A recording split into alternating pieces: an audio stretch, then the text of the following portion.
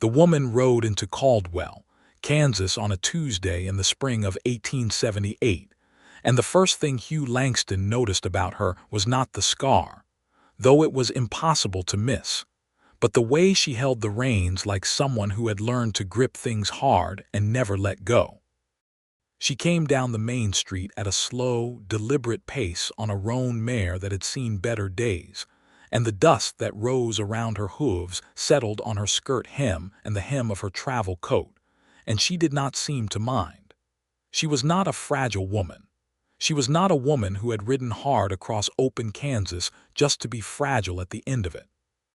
Hugh could see that from the livery doorway where he stood with a curry comb in one hand, and absolutely no good reason to keep staring, except that he was a man who had spent 3 years in Caldwell seeing nothing much worth looking at, and this was different.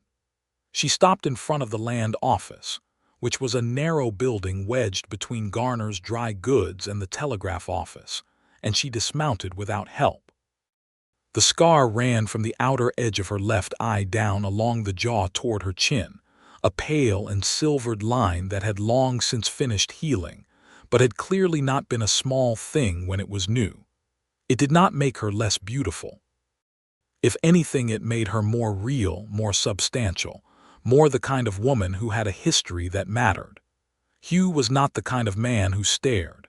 He was 29 years old, broad in the shoulder, and he ran the only working livery stable in Caldwell with a reputation for honesty and a second reputation for keeping his thoughts to himself. He had a small house on the north edge of town that he had built with his own hands 3 summers ago, and had promptly discovered was far too large for one person, though he had never said that to anyone. He watched her tie the roan to the hitching post with a competent double knot and push through the door of the land office, and then he went back to currying the gray gelding inside and told himself she was none of his concern. He told himself that for about 40 minutes, which was how long it took before old George Patton from the land office came walking over to the livery with his thumbs in his suspenders and an expression that said he had something he was very much going to share whether invited to or not. "Woman just came in with a deed," George said. Hugh ran the comb along the gelding's flank. "That is what land offices are for. A deed to the Mercer parcel." That made Hugh pause.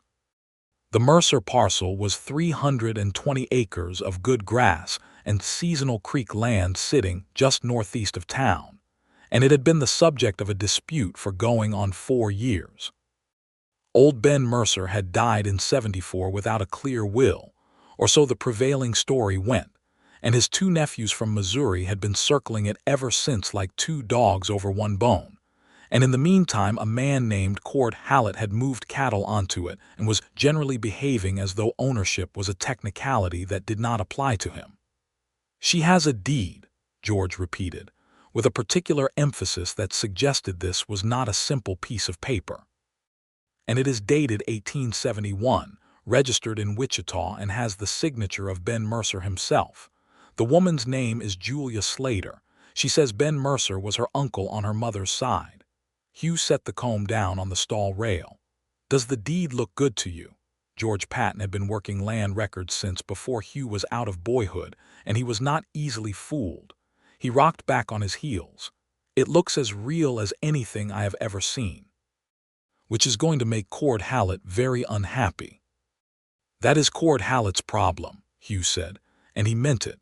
But he was already thinking about the woman and the way she had tied that roan with a double knot, and he was already forming a quiet and private opinion about what kind of courage it took to ride into a town like Caldwell with a deed to contested land and a scar you were not explaining to anyone.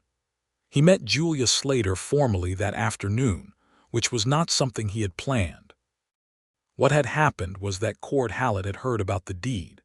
Caldwell was not a large town, and news was faster than horses within its limits.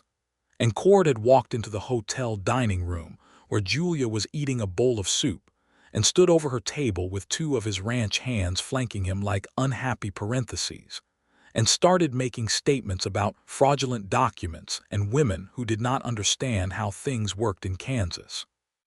Hugh had been coming through the hotel to speak with the owner about boarding 3 horses that were coming in from Abilene, and he had walked into the dining room and seen the scene, and he had stopped. Julia Slater did not look frightened. She was eating her soup. She looked up at Cord Hallett with a steadiness that would have impressed a judge and said, in a voice that was clear and unhurried, "Mr. Hallett, I have heard you. Now I am asking you to remove yourself from my meal, because I have had a long ride and I intend to finish this soup before it gets cold." Cord Hallett was a large man who was not accustomed to being addressed like a misbehaving child, and his face went a particular shade of red that Hugh recognized as the beginning of something worse. Hugh crossed the room and put himself between the table and the 3 men, not in a dramatic way, but in the way of a man who simply decided that this was where he was standing now. "Hallett," Hugh said, "this is the hotel dining room. Mrs. Hargrove runs a respectable establishment. This is none of your business, Langston. You are making a scene in a woman's dining room. That is my business as much as anyone's." Hugh kept his voice even. He had a presence about him that had nothing to do with performing. He was simply a man who did not move when he had decided not to move, and people who knew him understood that. "The lady has a registered deed. That is a matter for the courts to sort out, not for you to sort out in the hotel." There was a long moment during which Cord Hallett weighed his options. Then he pointed a finger at Julia's table, which was the kind of gesture men made when they were retreating but did not want to look like it, and he said, "This is not over," and left with his 2 hands behind him. Hugh turned to the table.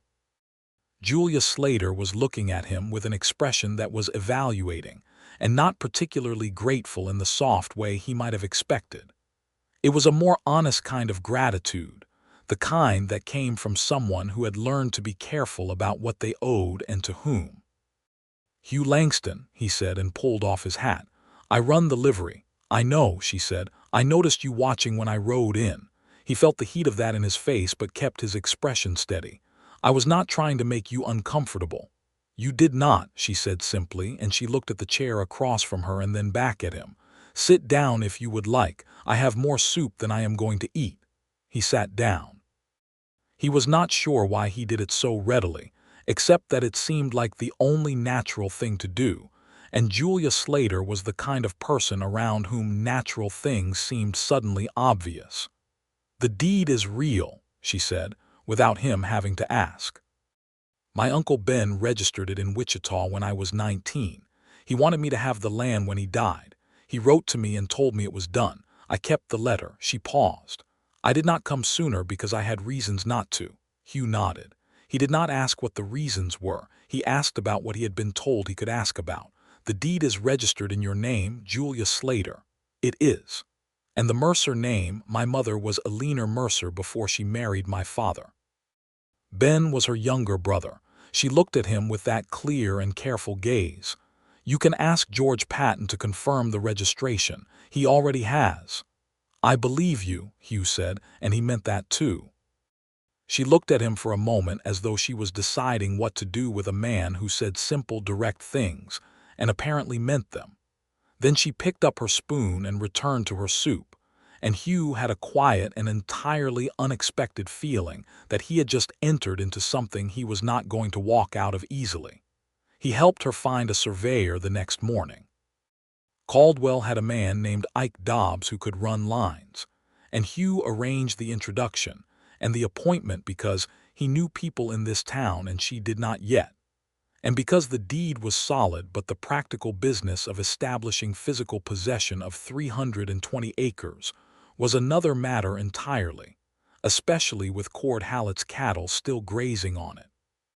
Julia came to the livery to retrieve her roan and to thank him, and she stood in the morning light with her hat in her hands, and Hugh noticed again the scar along her jaw.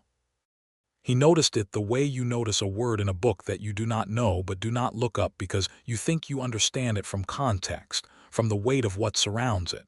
He did not ask.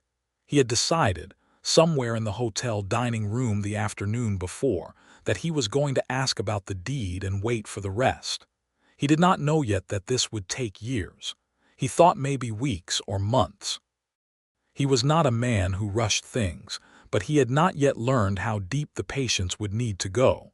Over the following weeks, Julia established herself. She took a room at the hotel while she sorted the legal matters, and she rode out to the Mercer parcel most days to walk the land and get a sense of what she had.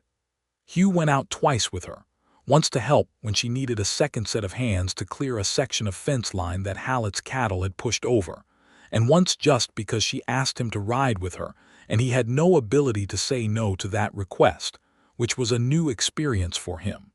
The land was good. She could see it, and he could see her seeing it.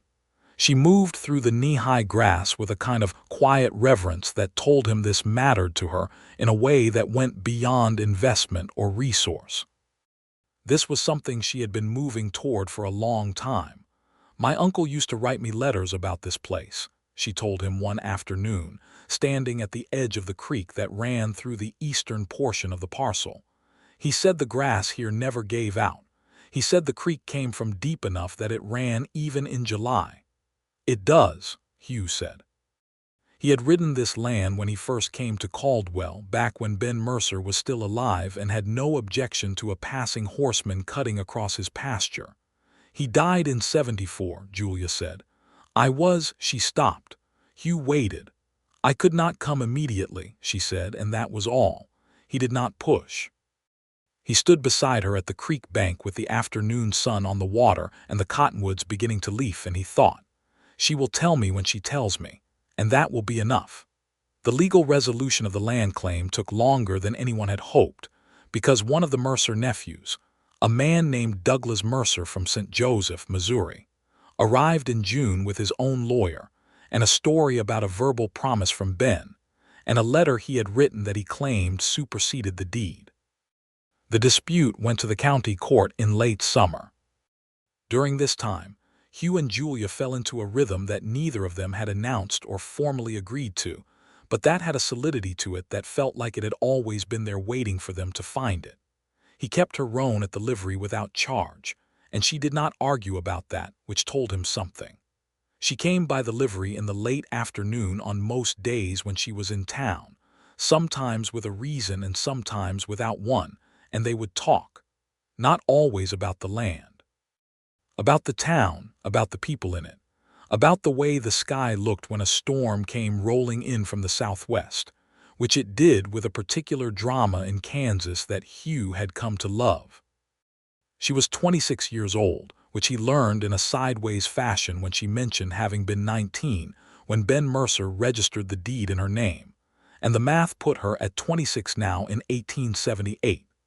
She had been born in Ohio but had spent years in Missouri and then in Colorado before making her way to Kansas, and she spoke about those places with a certain careful economy that told him they were not all fond memories.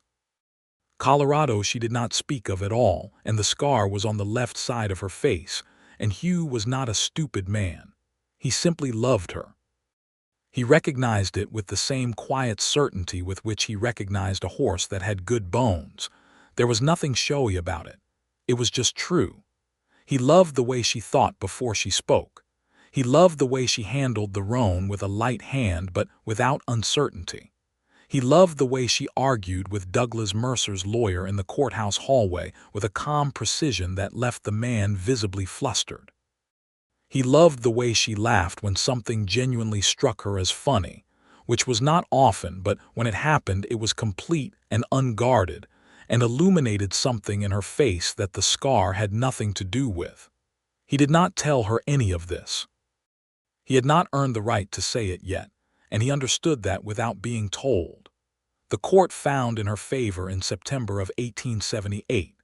The deed was legitimate, the registration was proper, and Douglas Mercer's claim of verbal promise held no legal weight against a signed and registered document. Julia was awarded clear title to the Mercer parcel, and Cord Hallett was given 60 days to remove his cattle. Hugh was in the courtroom when the ruling was read, sitting in the back row because he had not wanted to make a thing of it. He watched Julia sit very still for a moment after the judge's words, and then straighten her back in a way that looked like a woman who had just set down something very heavy, and he thought he understood something about what this land meant to her, though he still did not know the whole of it.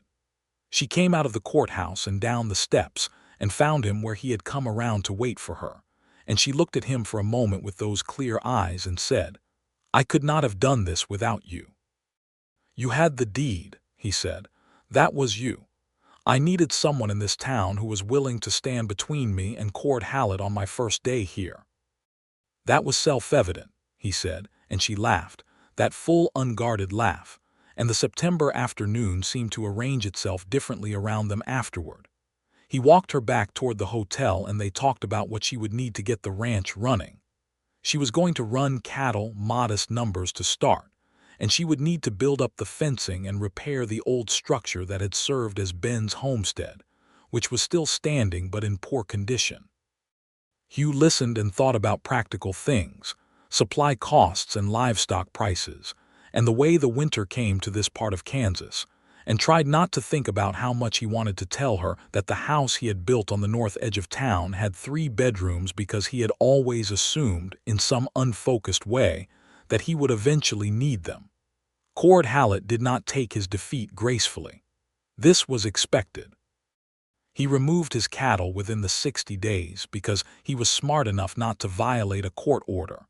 But there was a period in October where 2 sections of Julia's fence line were cut, and a period in early November where her well cap was interfered with.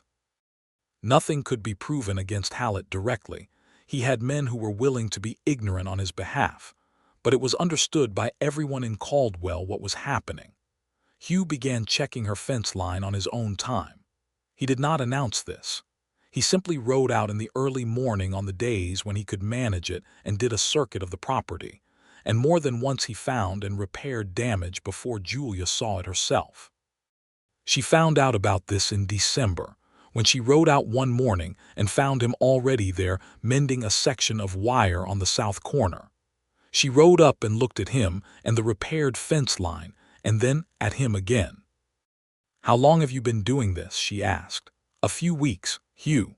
The fence cuts were going to discourage you," he said. "That was the point of them. I was not willing to let that stand." She was quiet for a long moment. The December air was sharp and the grass was brown and flat and the sky was the particular pale blue of a Kansas winter. He worked the last loop of wire around the post and tested it and straightened up. "You should have told me," she said, but her voice was not angry. It was something more complicated than anger. "You would have told me to stop," he said.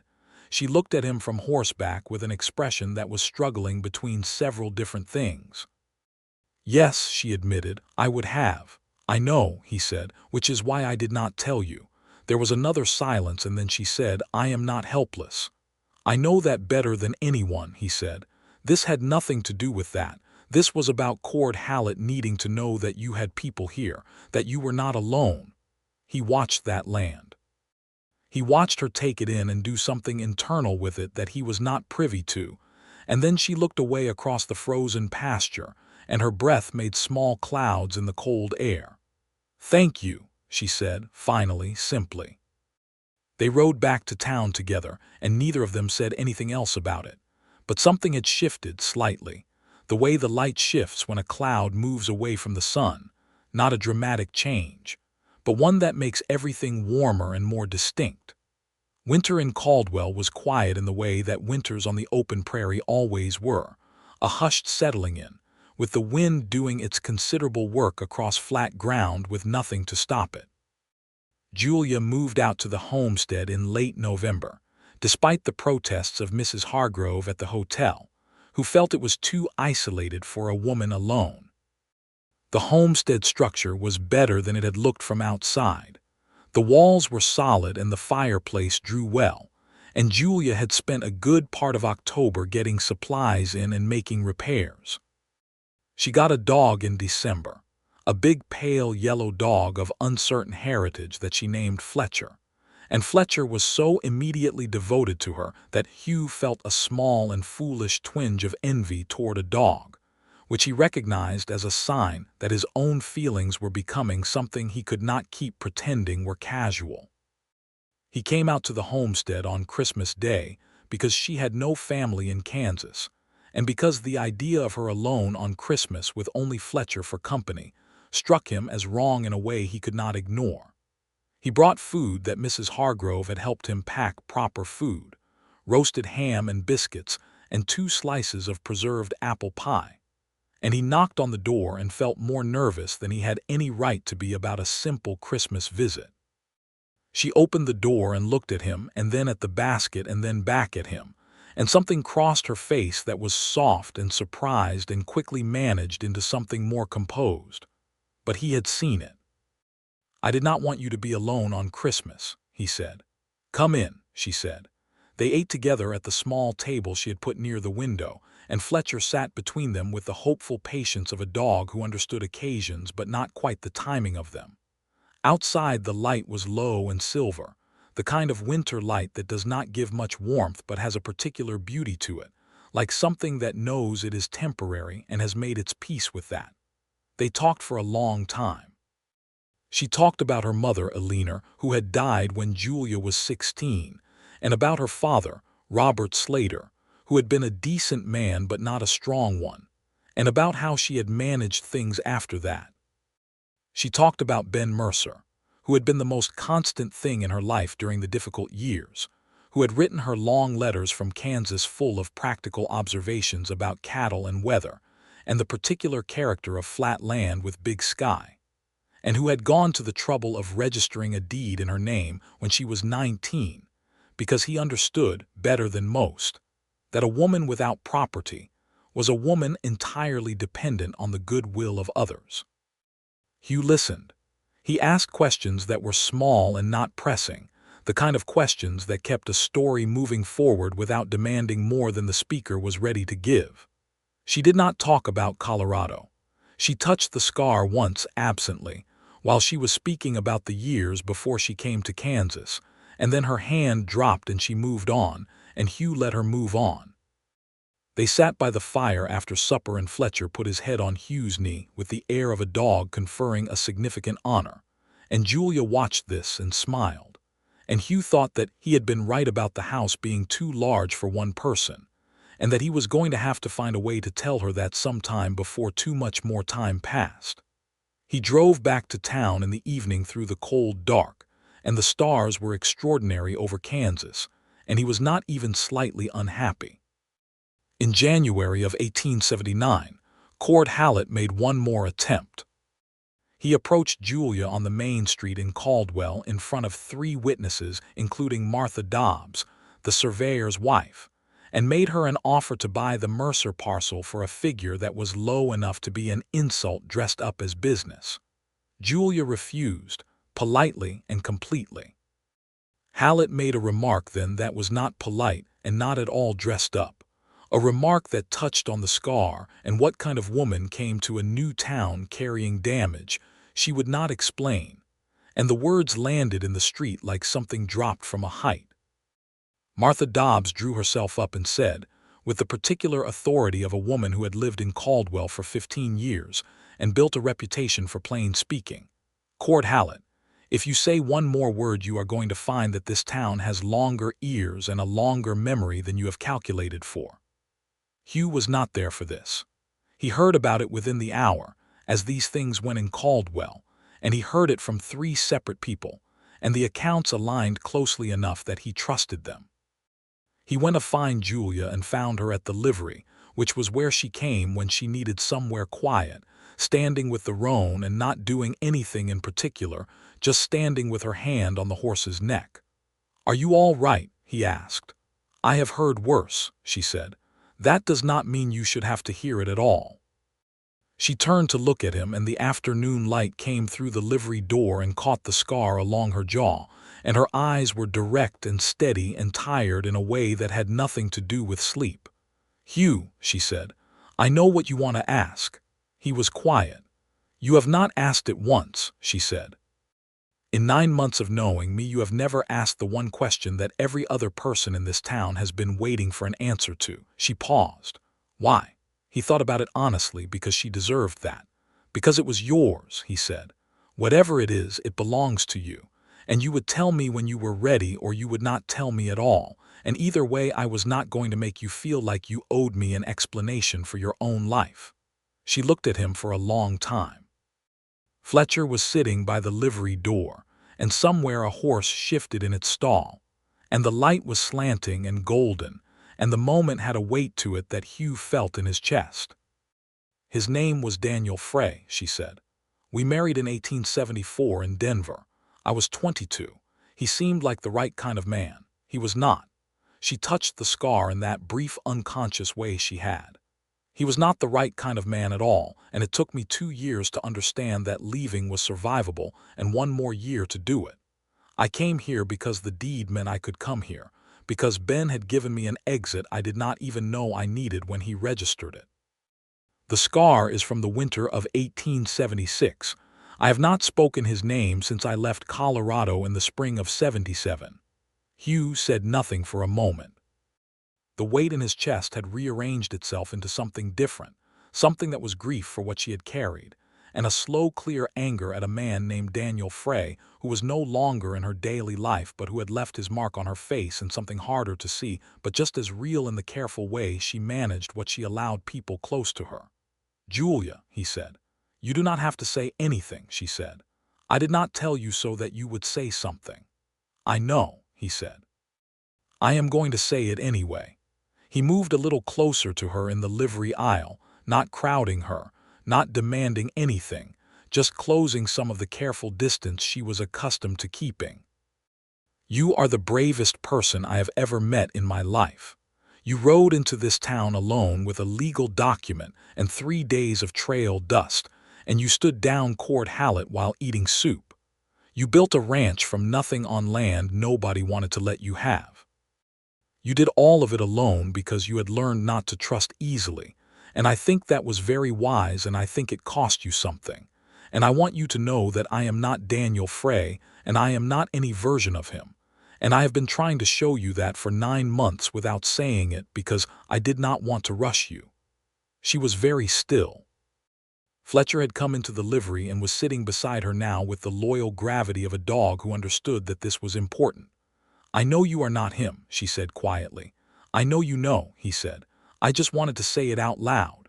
She looked at him, and then she reached out and put her hand on his arm, just that, a simple and deliberate contact, and Hugh felt it as clearly as if she had spoken a whole speech. "I am going to need more time," she said. "I have more time," he said. Spring came back to Kansas with its particular violence and beauty. The Great Plains did not do spring gently. It came in gusts and sudden warmth, and the prairie grass came back impossibly green after the brown of winter, and the sky was enormous and moving with weather. Julia had cattle now, 20 head of longhorn that she had purchased in March with the money she had saved, and a small loan from the Caldwell bank that she was intensely focused on repaying, and her fencing was solid and her well was good, and she had hired a man named Tom Reese, who was reliable and quiet and 50 years old, to help her run the operation. Hugh came out to the Mercer parcel on weekends when he could, not always with a reason, but there was always work to be done on a ranch being built from the ground up, and he was a man who knew how to make himself useful. Julia did not pretend that his visits were strictly professional. She made coffee and they drank it standing in the yard watching the cattle move through the grass, and sometimes they rode the fence line together, and Fletcher ran alongside and was happy. In April she came to dinner at his house for the first time. He had cooked, which was something he was competent at if not inspired, and the house was clean and the table was set, and he had flowers from Mrs. Hargrove's early garden in a tin cup in the middle of the table because he had started to walk past them, and then turned back and bought them because he wanted to. Julia looked at the flowers when she came in and did not say anything about them, but she touched the petals of the nearest one with a fingertip in passing, and that was enough. They talked through dinner and after it, and when she left he walked her out to the roan and helped her up, which she did not need help with but also did not refuse, and their hands were in contact for a moment longer than the task required, and Julia looked down at him from the saddle, and there was something in her face that was beginning to open, Not all the way, not yet, but beginning. "Good night, Hugh," she said. "Good night, Julia," he said. He stood in his yard and watched her ride toward the edge of town, and then into the dark of the open road, Fletcher trotting beside the horse until the road bent and they disappeared. And Hugh went inside to the quiet house and the dinner dishes, and felt something in his chest that was both full and wanting, which was the most uncomfortable and the most alive he had felt in years. May brought with it a new problem, which was that Douglas Mercer had not entirely given up. He had accepted the court ruling on the deed.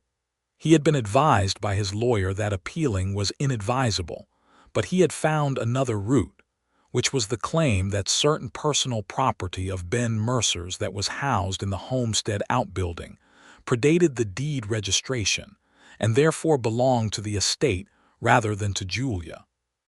This was primarily a nuisance claim, and the property in question was not particularly valuable.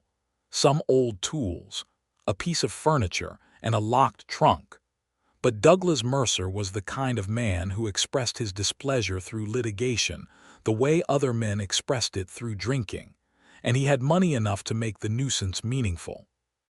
The locked trunk turned out to be the significant thing. When the court ordered its contents inventoried, it was discovered to contain letters, Ben Mercer's letters, many of them, dating back 20 years, and among them a packet from Ben to Julia that had never been sent because he had died before he could mail them.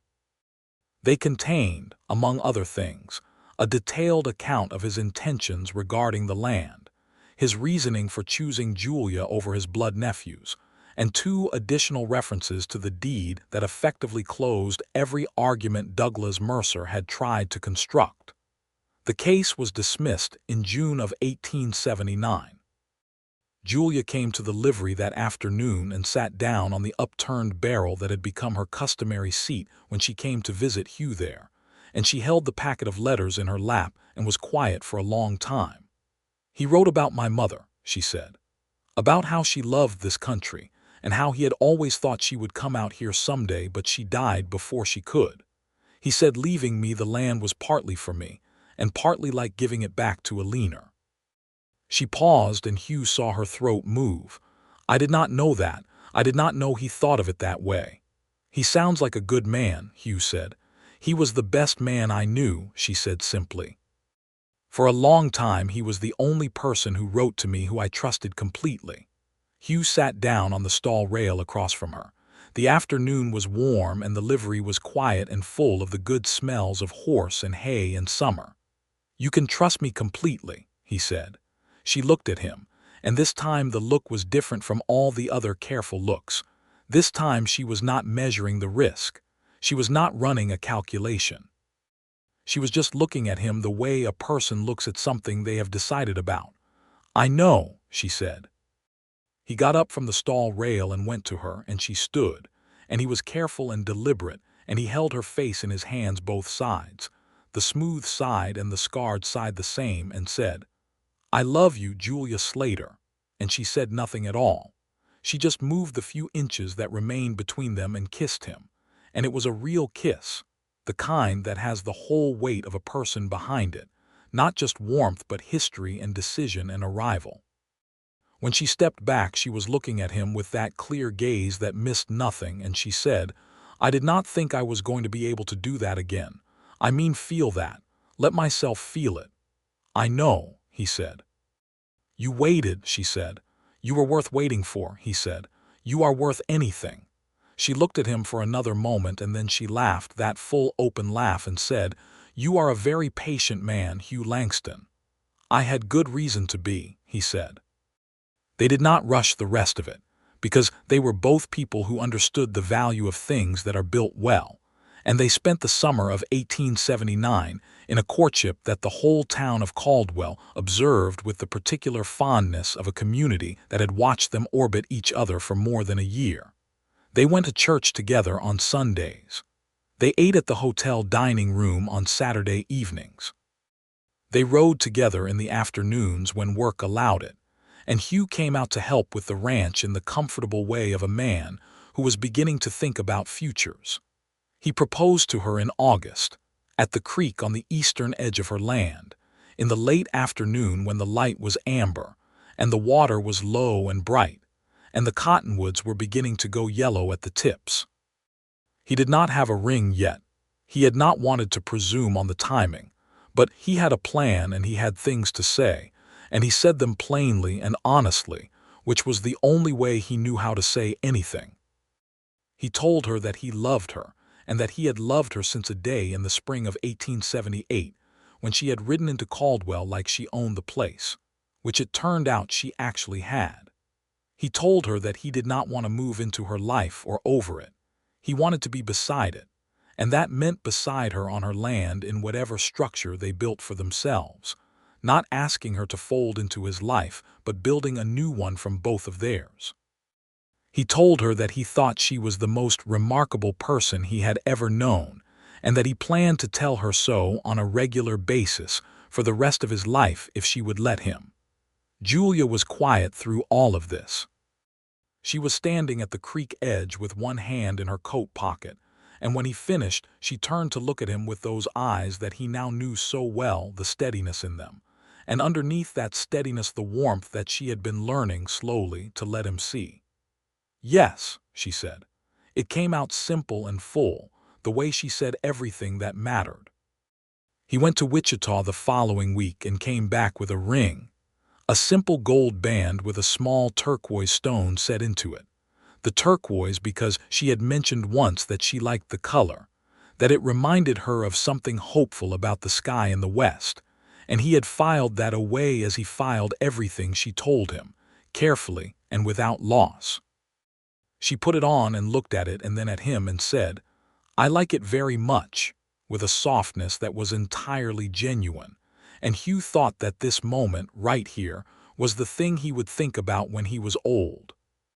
They were married in October of 1879 in the Caldwell church, on a Saturday that was exactly the right kind of fall day, crisp and golden, and flooded with that particular Kansas light.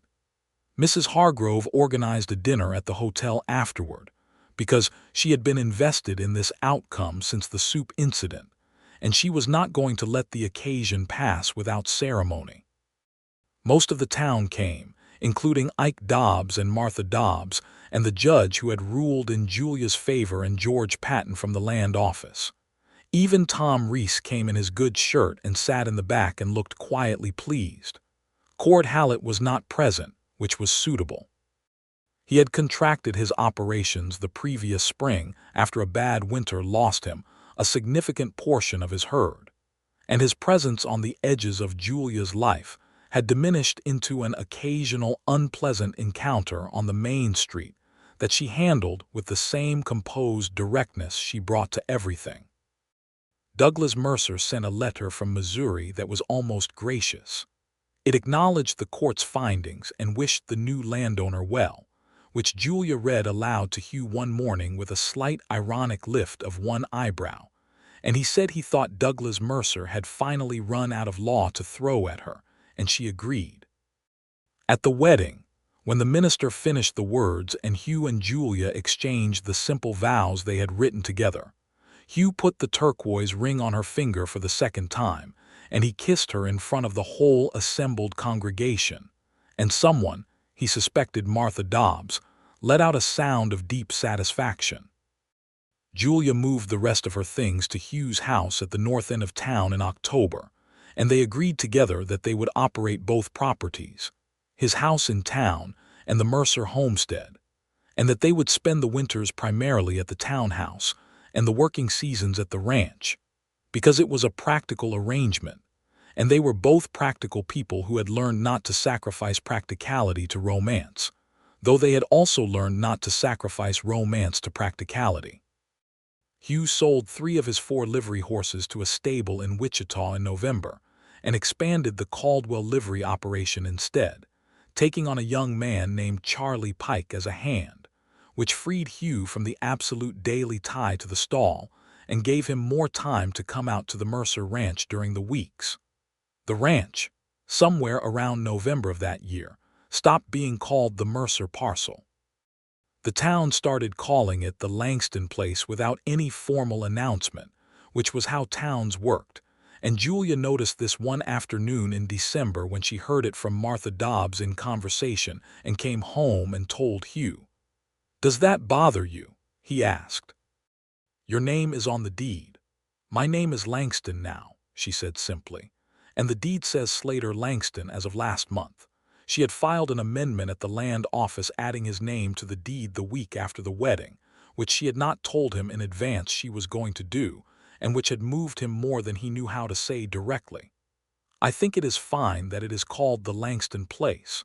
I think Ben would have liked knowing I found somewhere I belonged." Hugh looked at her across the kitchen table in the evening light and thought that she had never looked more herself, more certain, more settled, more like someone who had arrived at last at the right place after a very long journey. "You do belong here," he said. "I know," she said. "That is what I mean." The winter of 1879 into 1880 was a hard one, not catastrophic, but hard, with long cold stretches and one significant blizzard in February that kept the road between town and the ranch impassable for 4 days. They spent those 4 days at the ranch house, which had been expanded in the fall with a new back room and a proper kitchen, and they were not unhappy about the imposed stillness. They had firewood, they had provisions, they had Fletcher asleep in front of the fire, and they had the particular contentment of two people who had earned their peace by a long and difficult road and were not taking it lightly. In March, Julia told him she was expecting a baby. She told him in the morning in the kitchen while he was pouring coffee, which was not a dramatic setting for dramatic news, but Julia was not a woman who manufactured drama. She said it plainly and watched his face. Hugh set the coffee pot down very carefully and looked at her and felt something happen in the center of his chest that was enormous and quiet at the same time, the way the sky over the prairie was enormous and quiet. "Are you well?" he asked, because that was the first thing. "I am very well," she said. "Tom Reese's wife had 4 children on this prairie. I expect I can manage." "I know you can," he said. "I know you can manage anything." He crossed the kitchen and took her hands, and she let him, and looked up at him with those clear eyes that now also carried something new in them, something that was beginning and afraid in the beautiful way of things that matter. "I am going to be beside you for every bit of this." "I know," she said, and she leaned into him, which was still something she did with deliberateness, not without thought, but the deliberateness had become tenderness rather than caution, and the difference was everything. The baby was born in October of 1880, on a Tuesday evening at the ranch house with the doctor from Caldwell present and Mrs. Hargrove, who had no formal midwifery training, but an abundance of forceful competence and an iron constitution. Hugh spent most of the labor in the front room with Fletcher, who seemed to understand the gravity of the situation, and sat pressed against Hugh's leg in steady canine solidarity. When the doctor came through and said, "Mr. Langston, you have a son," Hugh stood up so quickly that Fletcher startled and then followed him through the door into the bedroom. Julia was propped against the pillows with the baby on her chest, and she was tired in a way that went all the way down to her bones, and she was also the most completely and radiantly alive he had ever seen her. The baby was small and pink, and objecting to the world with considerable volume, which the doctor said was a very good sign. "He is very loud," Julia said, looking down at him with an expression that was entirely new on her face, something open and wondering, all the careful management of it dissolved. "He is perfect," Hugh said, and his voice was not entirely steady, which he did not try to manage. They named him Benjamin James Langston, Benjamin for Ben Mercer and James for Hugh's father, and by the time Benjamin was 3 weeks old he had been introduced to Fletcher, who accepted him with the gracious tolerance of a dog who had long since accepted his place in the household order, and to most of the residents of Caldwell, who came out to the ranch in a steady stream bearing food and small gifts. Because the town had been rooting for Hugh and Julia Langston for long enough that the arrival of their son felt like a shared celebration. The years that followed were good years. Not easy in the way that ignores effort. They were working years. Years of cattle drives in spring and fence line riding in summer and hay cutting in fall, and the endless accounting of ranch life. But good in the way that means full and purposeful and shared. Hugh eventually sold the livery in town to Charlie Pike, who had proven himself capable and was more than ready for it, and moved his professional life entirely to the ranch. They expanded the herd to 100 head over 4 years, and then to 150, and the Langston place became one of the better operations in the county, known for quality cattle and a fair way of dealing. Fletcher died in the winter of 1882, old and comfortable in front of the fire, and Julia cried in a way that Hugh had only seen her cry once before, on the night she read Ben Mercer's unsent letters, and he held her and she let him completely, and there was no space between them at all. They buried Fletcher near the cottonwoods at the Eastern Creek, and Julia put a flat stone at the grave with his name on it, and it was there for as long as they lived on that land. Benjamin grew into a boy who was serious and curious, and had his mother's eyes and his father's steadiness, and who spent half his childhood on horseback and the other half reading anything he could get his hands on, a combination that Hugh found entirely satisfying and Julia found deeply familiar, though she expressed this by quietly doubling the books she ordered from Wichita. In 1883, their second child arrived, a daughter they named Eleanor, for Julia's mother. Julia had told Hugh about Eleanor Mercer Slater in more detail by this time, in the way that marriage opens people to each other incrementally if the marriage is good, and Hugh knew that Eleanor had been a woman of considerable spirit who had been given too little room to exercise it, and that Julia had inherited everything from her, and had worked very hard to give herself more room than her mother had been allowed. He thought Eleanor was a good name. He thought Julia's mother would have been glad. Eleanor was nothing like Benjamin, except in the fundamental ways. She was loud and opinionated from the time she could form words, and she had a laugh that you could hear from the barn, and she climbed everything she encountered and had no discernible fear of heights or consequences. Julia watched her daughter with an expression that mixed delight and recognition, and occasionally said things to Hugh at night in the quiet of the bedroom that amounted to, "I think she is going to be all right," meaning not just fine, but actually, genuinely, powerfully all right in a way that Julia had needed more time and more difficulty to arrive at herself. "She is going to be extraordinary," Hugh said. "She is going to give me gray hair before I am 40, Julia said. That too, Hugh agreed. Cord Hallett left the county in 1884, sold off the remainder of his operation and went south, and Caldwell heard no more of him.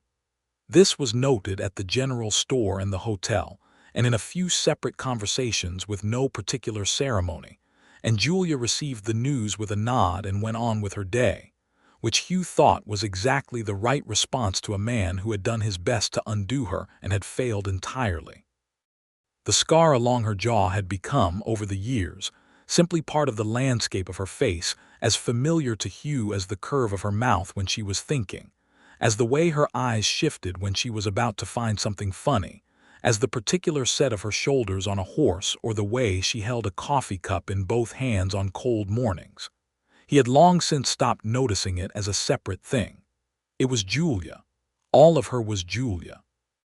He told her this one evening in 1885, the two of them sitting on the porch of the ranch house after the children were in bed, in the particular luxury of a summer night when the stars came out in their absurd Kansas abundance, and the air was warm, and the cattle were quiet in the pasture, and there was no emergency and no urgency, and nothing required of them except to be where they were. She had said something. He could not remember afterward exactly what something about whether she looked older, which was not a vain question from Julia.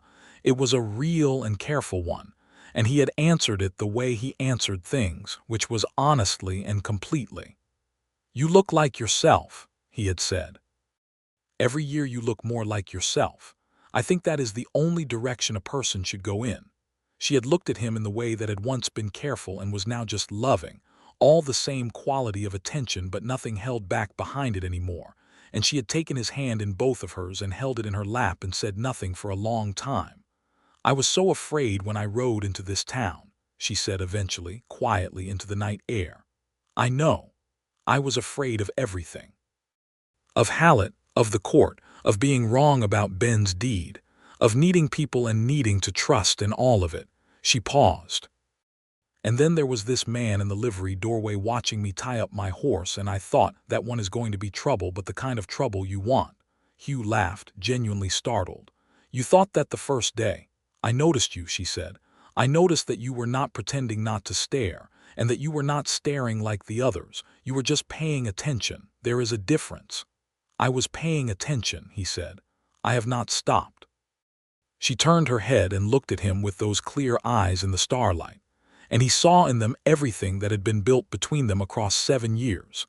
The careful trust, and the hard-won warmth, and the mornings at the creek and the blizzard days, and the children sleeping inside, and Ben Mercer's letters, and the soup in the hotel, and the scar she had not explained and then had, and all the long, patient love that had grown in the space between asking and being told. "I love you, Hugh Langston," she said, with the same simplicity with which she said everything that was true and mattered. "I love you, Julia," he said. They sat on the porch until late, talking and not talking, the way married people do when they have made a life together that is solid enough to be comfortable in the silences. The stars wheeled slowly overhead in their ancient, indifferent beauty, and the ranch that had been Ben Mercer's and had become Julia Slater's, and was now the Langston place spread out in the dark, fenced and watered and worked, a piece of land that had been contested and won and built into something real.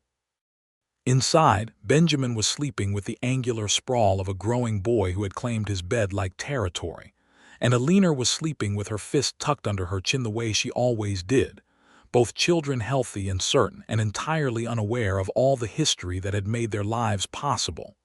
The deed registered in 1871, the ride across Kansas in the spring of 1878, the soup, the fence line, the locked trunk, the creek at sunset, and a patient man in a livery doorway who had asked about the deed and waited years for the rest. In 1887, Benjamin turned 7 and received his own horse, a steady bay pony that he named Admiral, and rode it with the confident ease of a child who had grown up around horses all his life. He had begun accompanying Hugh on the fence line rides in a junior capacity, sitting his horse with the serious concentration of someone taking notes on how things were properly done, and Julia watched them ride out together on Saturday mornings, and felt something close to the way she had felt reading Ben's letters, a recognition of being given something you had not known to ask for. Alina at 4 was a force of nature in small boots. She had decided that Fletcher's grave marker was her special responsibility, and kept it clear of grass and decorated it with interesting rocks and occasionally flowers, because she had been told Fletcher was the best dog, and she intended to honor that appropriately. She also had opinions about the specific cattle whom she had named, and Tom Reese, who was still with them and had by this point achieved something like the status of family, indulged her naming system entirely and had started using the names himself. Tom Reese was getting older. He had told Hugh and Julia in the spring of 1887 that his knees were not what they had been, and that he was thinking about whether he could keep up with ranch work through another winter, and Hugh had told him that his place on the Langston ranch was as permanent as the fence posts, and that when the day came that he wanted to take things slower they would figure out what that looked like together. Tom had nodded and said, "You are a good man, Langston," and Hugh had said, "Julia picked the ranch, Tom. I just followed her out here," and Tom had smiled the way a man smiles when he knows something is true. Julia heard that exchange. She was on the far side of the barn, and they did not know she was there, and she stood in the barn shadow and listened and felt the warmth of it move through her chest like good coffee on a cold morning.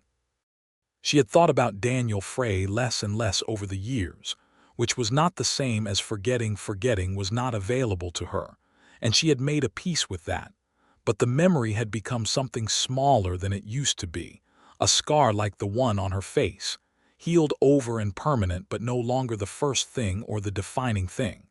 What defined her now was different.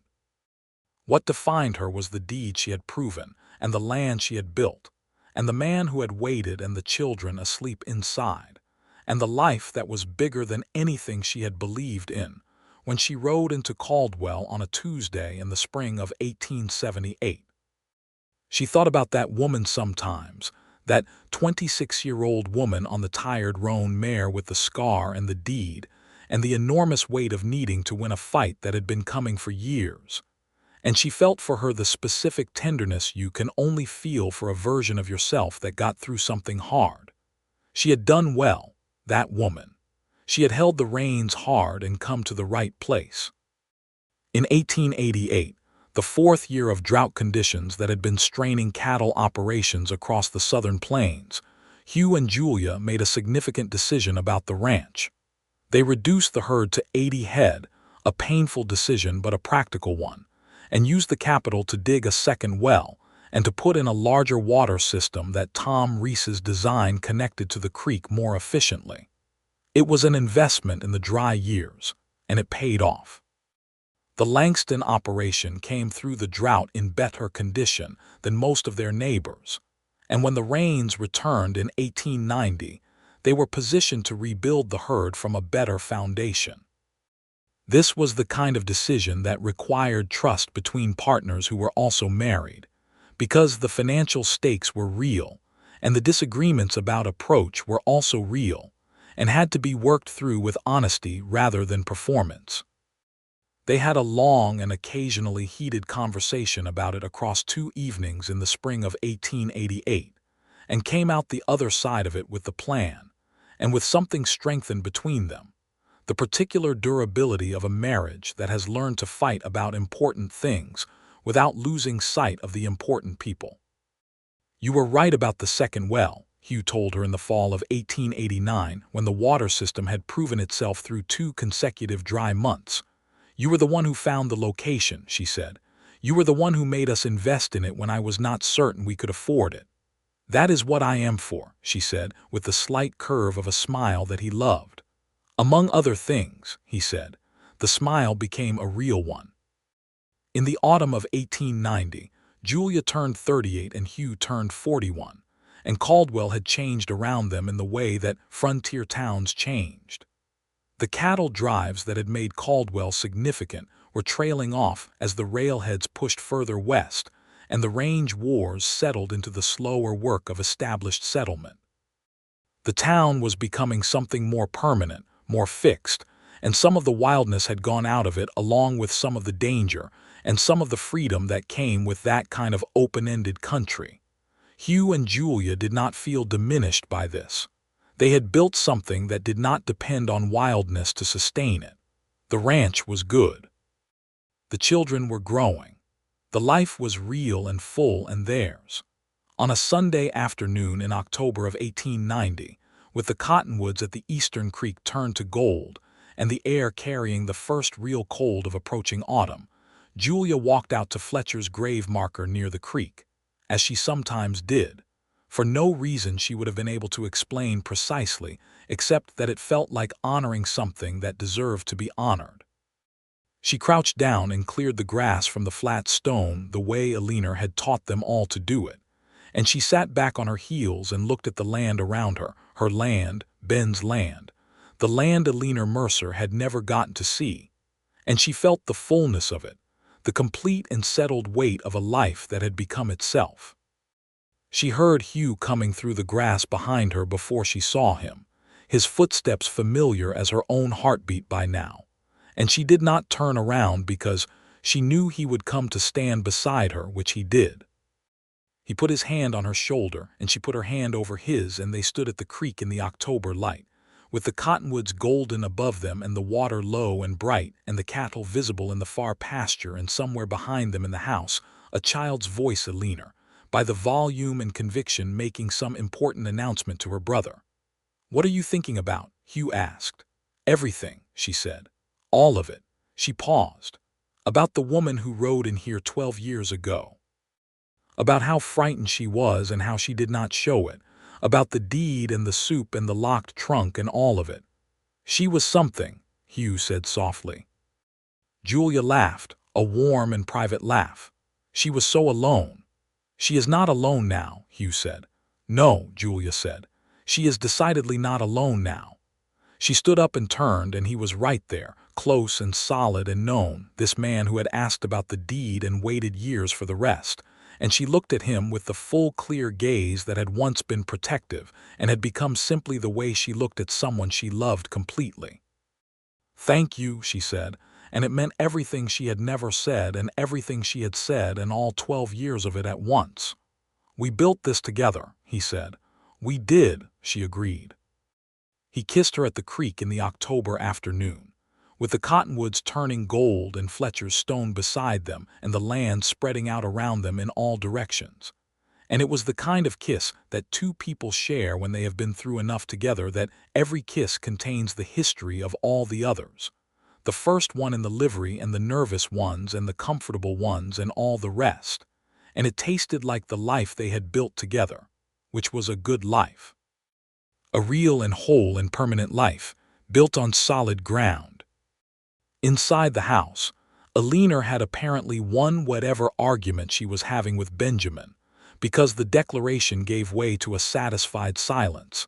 And then, after a moment, to the sound of two children's voices talking in an ordinary way about ordinary things, which was the best sound Hugh and Julia Langston knew. They walked back toward the house hand in hand in the fall light, through the grass of the land that had been contested and won and kept and worked, the land that had called a woman across 600 miles on a tired roan mare with a deed and a scar and an entire undisclosed life, and that had given her, in exchange, something she had not known it was possible to come back to believing in, which was that the right place and the right person existed, and that if you held the reins hard enough you would get there. And that when you arrived, it was worth everything the road had cost.